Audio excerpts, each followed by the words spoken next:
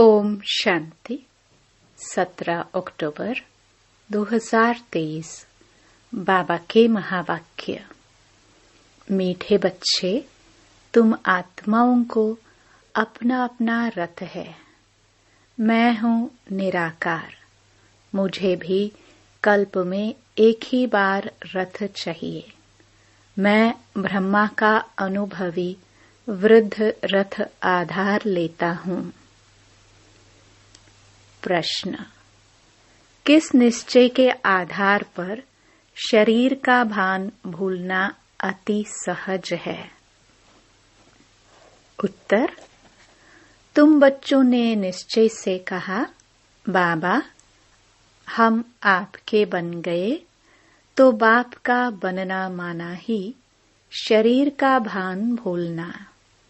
जैसे शिव बाबा इस रथ पर आता और चला जाता, ऐसे तुम बच्चे भी प्रैक्टिस करो इस रथ पर आने जाने की। अशरीरी बनने का अभ्यास करो। इसमें मुश्किल का अनुभव नहीं होना चाहिए। अपने को निराकारी आत्मा समझ बाप को याद करो। गीत। ओम नमो शिवाय। ओम शांति। शिव बाबा बच्चों को इस ब्रह्मा के रथ द्वारा समझाते हैं, क्योंकि बाप बच्चों से ही पूछते हैं, मुझे अपना रथ तो है नहीं, मुझे रथ तो जरूर चाहिए।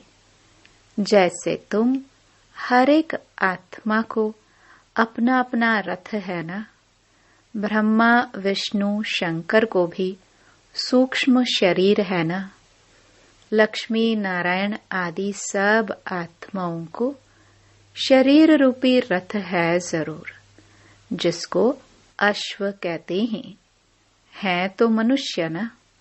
मनुष्यों की ही बात समझाई जाती है, जानवरों की बातें जानवर जाने। यहाँ तो मनुष्य सृष्टि है, तो बाप भी मनुष्यों को बैठ समझाते हैं। मनुष्य में भी जो आत्मा है, उनको बैठ समझाते हैं। डायरेक्ट पूछते हैं, तुम हर एक को अपना अपना शरीर है ना? हर एक आत्मा शरीर लेती और छोड़ती है। मनुष्य तो कह देते कि आत्मा 84 लाख जन्म लेती है। यह भूल है, जबकि तुम 84 जन्म लेकर ही बिल्कुल फा हो गए हो, थक गए हो, कितने तंग हो गए हो। तो 84 लाख जन्मों की तो बात ही नहीं। यह है मनुष्यों के गपोड़े। तो बाप समझाते हैं, तुम आत्माओं का भी अपना अपना रथ है। मुझे भी तो रथ चाहिए ना। मैं तुम्हारा बेहद का बाप हूँ। गाते भी हैं पतित पावन ज्ञान का सागर। तुम और कोई को पतित पावन नहीं कहेंगे, लक्ष्मी नारायण आदि को भी नहीं कहेंगे। पतित सृष्टि को पावन बनाने वाला अर्थात पावन सृष्टि स्वर्ग का रचयिता परमपिता परमात्मा बिगर कोई हो नहीं सकता। सुप्रीम फादर वही है। बाप जानते हैं तुम नंबरवार पत्थर बुद्धि से पारस बुद्धि बन रहे हो। बाहर वाले मनुष्य यह नहीं जानते। तो बाप समझाते हैं, मुझे भी जरूर रथ तो चाहिए ना। मुझ पतित पावन को जरूर पतित दुनिया में आना पड़े ना। प्लेग की बीमारी होती है तो डॉक्टर को प्लेगियों के पास आना पड़ेगा। बाप कहते हैं, तुम्हारे में 5 विकारों की बीमारी आधा कल्प की है। मनुष्य तो दुख देने वाले हैं। इन 5 विकारों से तुम बिल्कुल ही पतित बन गए हो। तो बाप समझाते हैं, मुझे पतित दुनिया में ही आना पड़े ना। पतित को ही भ्रष्टाचारी कहा जाता है, पावन को श्रेष्ठाचारी कहेंगे। बरोबर तुम्हारा भारत पावन श्रेष्ठाचारी था। लक्ष्मी नारायण का राज्य था। जिसको ही महिमा गाते हो सर्वगुण संपन्न, वहां सब सुखी थे। यह तो कल की बात है। तो बाप कहते हैं, मैं आऊं तो कैसे आऊं, किसके शरीर में आऊं? पहले तो मुझे प्रजापिता चाहिए। सूक्ष्म वतन वासी को यहाँ कैसे ले आ सकता? वह तो फरिश्ता है ना। उनको पतित दुनिया में ले आऊं, यह तो दोष हो जाए। कहेंगे, मैंने क्या गुनाह किया? बाप बड़ी रमणीक बातें समझाते हैं। समझेगा वही जो बाप का बना होगा। घड़ी घड़ी बाप को याद करता रहेगा।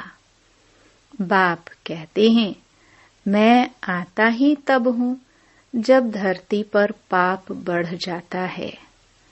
कलयुग में मनुष्य कितने पाप करते हैं? तो बाप पूछते हैं, बच्चे बताओ, मैं आऊं तो किस तन में आऊं? मुझे चाहिए भी जरूर वृद्ध अनुभवी रथ। यह जो मैंने रथ लिया है, बरोबर इनके बहुत गुरु किए हुए हैं। शास्त्र आदि पढ़ा हुआ है। यह भी लिखा हुआ है ना कि बहुत पढ़ा हुआ था। अर्जुन की बात नहीं। मुझे कोई अर्जुन व कृष्ण का रथ थोड़े ही चाहिए। मुझे तो चाहिए ब्रह्मा का रथ। उनको ही प्रजापिता कहेंगे।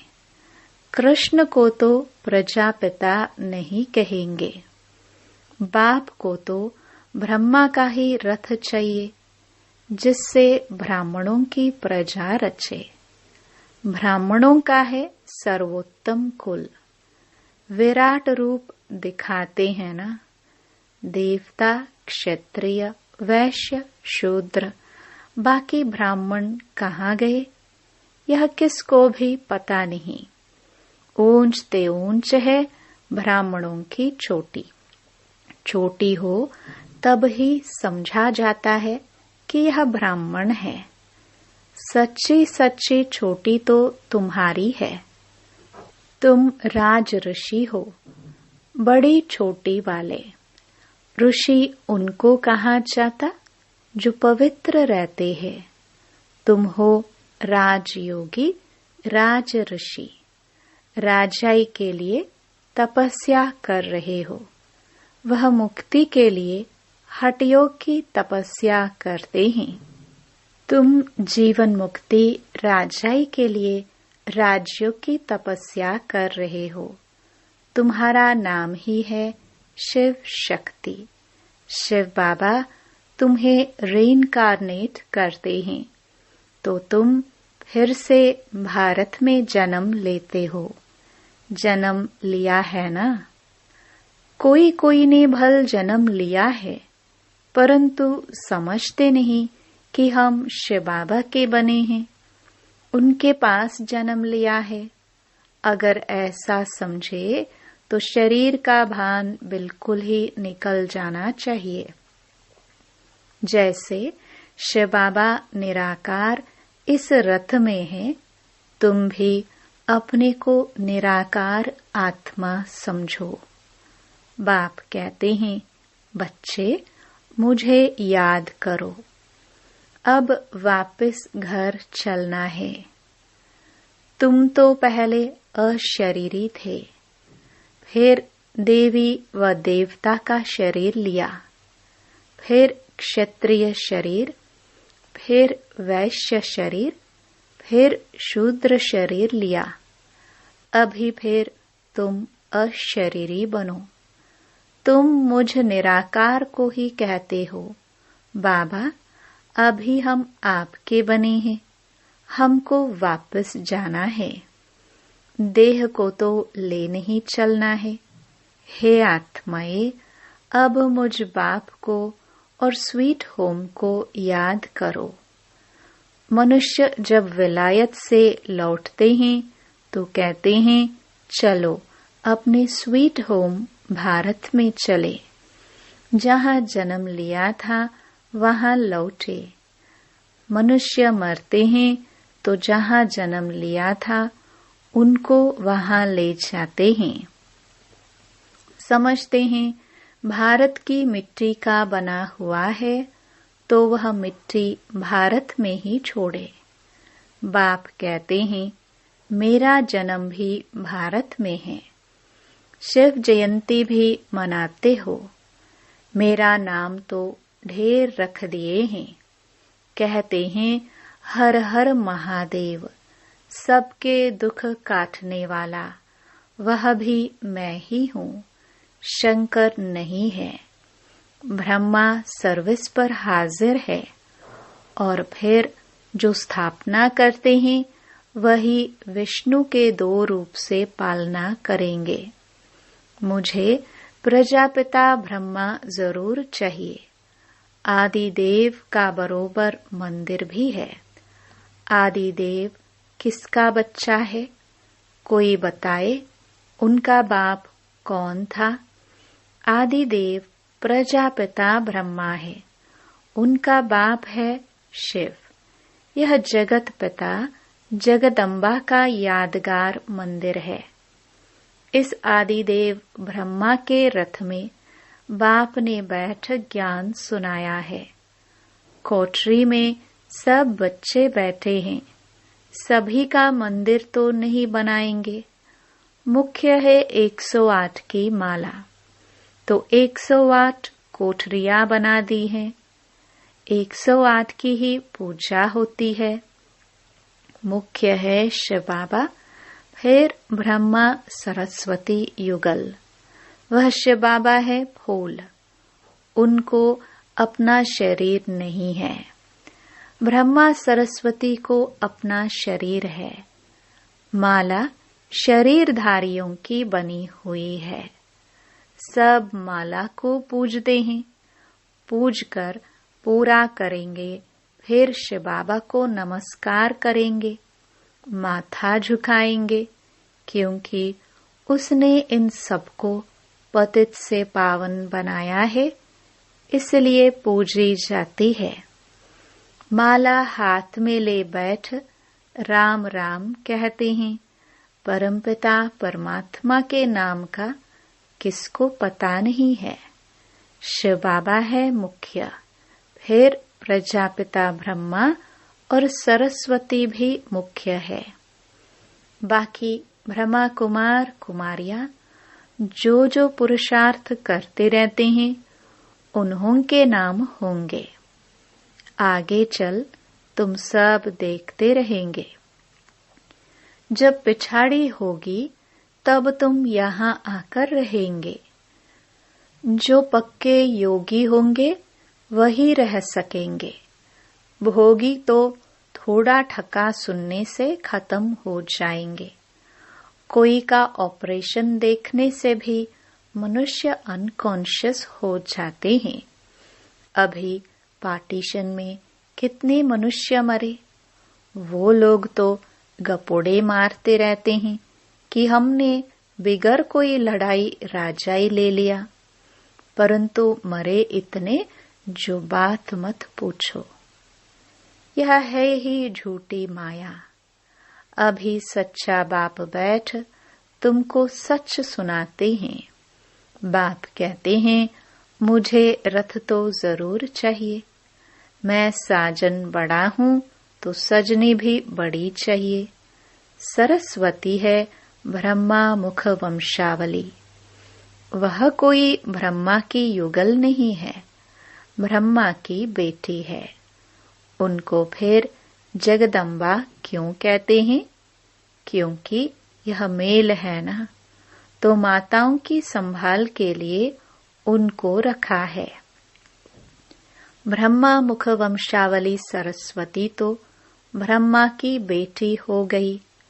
मम्मा तो जवान है, ब्रह्मा तो बूढ़ा है। सरस्वती जवान, ब्रह्मा की स्त्री शोभती भी नहीं। हाफ पार्टनर कहला न सके। अभी तुम समझ गए हो तो बाप कहते हैं मुझे इस ब्रह्मा का शरीर लोन लेना पड़ता है। उधार पर तो बहुत लेते हैं। ब्राह्मण को खिलाते हैं तो वह आत्मा आकर ब्राह्मण के शरीर का आधार लेगी। आत्मा वह शरीर छोड़कर आती है क्या? नहीं। यह तो बच्चों को समझाया गया है कि ड्रामा में साक्षात्कार की रस्म रिवाज पहले से नोंद है। यहाँ भी बुलाते हैं। ऐसे नहीं कि आत्मा शरीर छोड़कर आएगी। नहीं, यह ड्रामा में नोंद है। बाप के लिए तो यह रथ नंदीगण है। नहीं तो शिव के मंदिर में बैल क्यों दिखाते? सूक्ष्म वतन में शंकर के पास बैल कहाँ से आया? वहाँ तो है ही ब्रह्मा विष्णु शंकर और वह युगल दिखाते हैं, प्रवृत्ति मार्ग दिखाते हैं। बाकी वहाँ जानवर कहाँ से आया? मनुष्यों की बुद्धि कुछ भी काम नहीं करती। जो आता है सो कहते रहते, जिससे waste of time, waste of energy होती है। तुम कहते हो हम सो पावन देवता थे, फिर पुनर्जन्म लेते लेते हम पतित पुजारी बने हैं। आपे ही पूज्य, आपे ही पुजारी। पूज्य और पुजारी कोई भगवान नहीं बनता। उनको थोड़े ही 84 जन्म लेने पड़ते। माया मनुष्यों को बिल्कुल पत्थर बुद्धि बना देती है। हमसो का अर्थ यह नहीं कि हम आत्मा सो परमात्मा है। नहीं, हम सो ब्राह्मण सो देवता बनेंगे, पुनर्जन्म लेते आएंगे। कितनी अच्छी समझानी है। बाप कहते हैं मैंने जिसमें प्रवेश किया है इसने बहुत गुरु किए, शास्त्र पढ़े हैं, जन्म भी पूरे 84 जन्म लिए हैं। यह नहीं जानता हम तुमको इन सहित बताता हूँ। ब्रह्मा को भी बतलाता हूँ। सदैव भी तो सवारी नहीं कर सकता हूँ। ब्रह्मा मुख वंशावली ब्राह्मणों को बतलाता हूँ। मुझे रथ भी चाहिए ना। तुम बच्चे याद करते हो और मैं आ जाता हूँ। मुझे तो सर्विस करनी है तो श्री श्री शिव की मत से भारत पावन बनता है। नरकवासियों को श्री श्री का टाइटल देना रॉन्ग है। आगे श्री नाम नहीं था। अभी तो सबको श्री अर्थात श्रेष्ठ बना दिया है। श्री श्री तो है शिव बाबा, फिर सूक्ष्म वतनवासी ब्रह्मा विष्णु शंकर, फिर श्री लक्ष्मी नारायण। यह समझने की बातें हैं। नॉलेज बड़ी मजे की है, परंतु कोई कोई पढ़ते पढ़ते रफू चक्कर हो जाते हैं।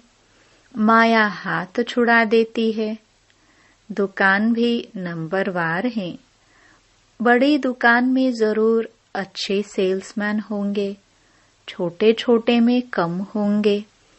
तो बड़ी दुकान पर जाना चाहिए जहाँ महारथी हो। माताओं को तो टाइम बहुत रहता है।